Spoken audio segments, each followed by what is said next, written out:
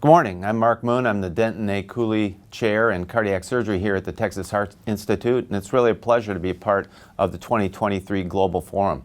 Today I was asked to talk about leveraging innovation to mitigate risk during heart surgery.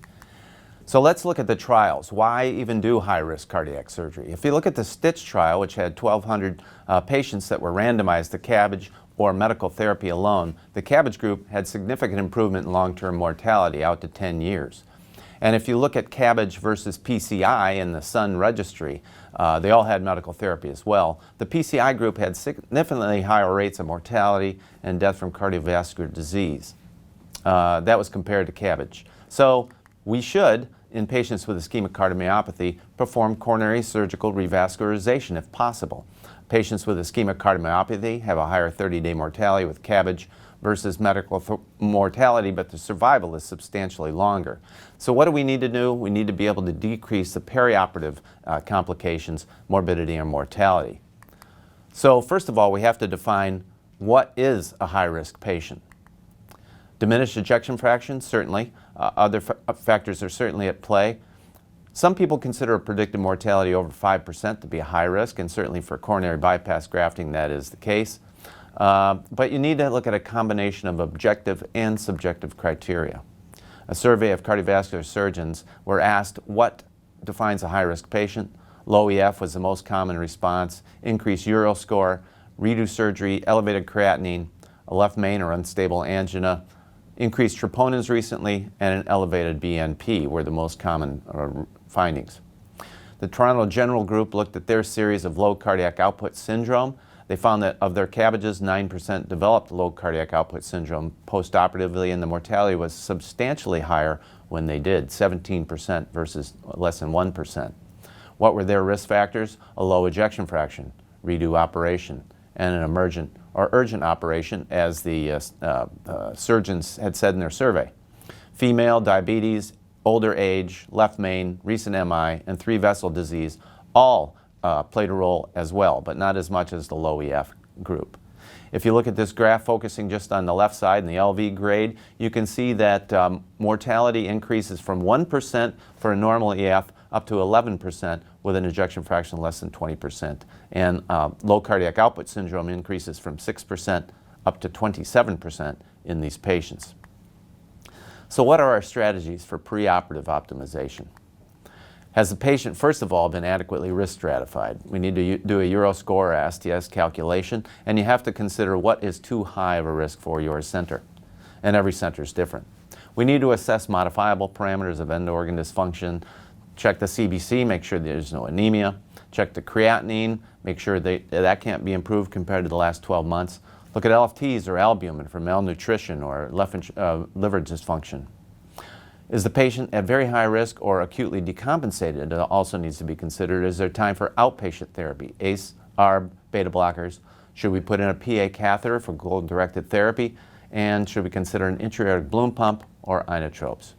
Well, looking specifically at the balloon pump, there was 5 randomized controlled trials that summarized with 255 high-risk patients. These were defined as low ejection fraction, redo, or unstable angina or a tight left main. Patients were either given an intra-aortic balloon pump preoperatively, empirically, or not.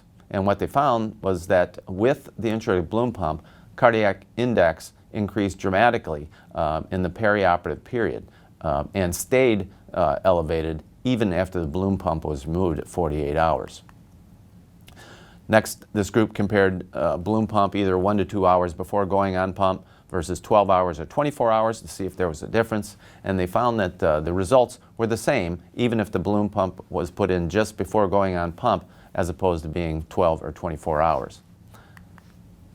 Again, with preoperative intra-aortic balloon pump, the outcomes were substantially better than if you did not use a balloon pump in these patients, or if the pump was placed postoperatively. That was the worst circumstance, if it became necessary to place after pump. Looking at the meta-analysis, it also affected the incidence of low cardiac output syndrome, and obviously operative mortality was over 20% versus less than 5% with prophylactic balloon pump use.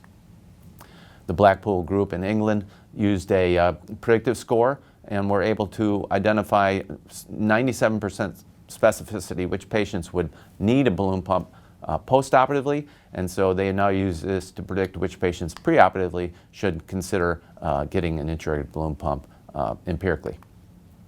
Also, it has an impact on renal function. A meta-analysis of 17 studies showed that AKI decreased by 46% in patients who had a balloon pump. And also, preoperative intra-aortic balloon pump decreased the need for renal replacement therapy by 82%, significant number and impacting a large number of patients. So it increases myocardial perfusion during diastole, decreases myocardial oxygen consumption, afterload, wall tension, increases cardiac output, cardiac index, and decreases systemic vasoconstriction. Let's look at prophylactic inotropes. Levosimendan had a lot of research done over in Europe that demonstrated positive results. Levosimendan used preoperatively increased cardiac index dramatically and lowered pulmonary arterial pressures dramatically when compared to a placebo. But the a study centered throughout the United States compared randomized patients with levosimendan versus placebo and did not have as dramatic results. There was some question that maybe these patients weren't quite as ill as the prior studies, as their ejection fraction was less than 35% compared to less than 25% in the studies that were more significant. They found no change in 30-day mortality, but there was a decrease in low cardiac output syndrome in the patients on the prophylactic inotrope. A Bayesian network meta-analysis compared dobutamine to milrinone and levosimendan and found they all had positive benefits. Levosimendan versus dobutamine specifically, low cardiac output syndrome was no difference in hemodynamics with either agent, but there might have been some increased AKI grade with dobutamine. So what about intraoperative optimization? Well, for mechanical support, we talked about the balloon pump, but there's also ECMO, which is used to support both the right and left ventricle, the tandem heart, which is left ventricular support, and the Impella, which is left ventricular support. The tandem heart is placed percutaneously, crossed over the atrial septum, and drains blood from the left atrium to be returned into the arterial tree. The Impella, on the other hand, is placed through the arterial tree into the left ventricle and can unload the left ventricle with one cannula. The American Association for Thoracic Surgery put together an expert consensus document discussing coronary artery bypass grafting in patients with ischemic cardiomyopathy. And on these guidelines, it was important that in patients that had high-risk features, mechanical optimization, number one, but also consideration of mechanical circulatory support in the perioperative period could be considered. And if you look at the guideline rankings, number one, a 1B is that an intra-aortic balloon pump should be considered in patients with acute decompensation and also those with a low ejection fraction. But a 2B with expert evidence is that advanced mechanical support options could be considered in these patients as well.